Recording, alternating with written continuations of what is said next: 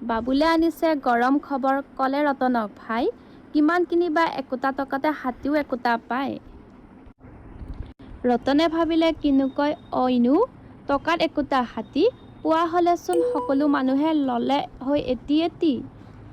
ক'লে বাবুলক, নামাৰিবি বম এনেবোৰ কথা কৈ, ভাবিছ কিজানি মই বৰ ভোদা, বৰ বুদ্ধিয়ক তই। ৰতনৰ কথা শুনি বাবুলৰ আহিছিল উঠি খং, ক'লে, যদি তই নকৰ বিশ্বাস, মাৰো বুলি মই বম।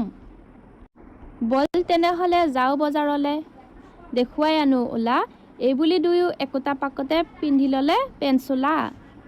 আৰু কথা হ'ল দুয়োৰে মাজত মাৰিলে দুয়োৱে বাজি, যিজনে হাৰিব সিয়েই লাগিব খুৱাব বাদাম ভাজি।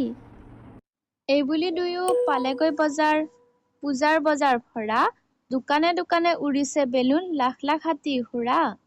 তাৰে এখনত কিনিলে বাবুলে এটকাৰে এটা হাতী, ৰতন বপুৱা ফেবা লাগি ৰ'ল কথাৰ পাকত খাটি। ভাবিছিল সি এটকাতে আৰু কতনো হাতী পাব, ভবাই নাছিল টেঙৰ বাবুলে পুতলা হাতীয়ে ল'ব। তোমালোকে এই কবিতাটো দুবাৰ তিনিবাৰ পঢ়িবা আৰু মুখস্থ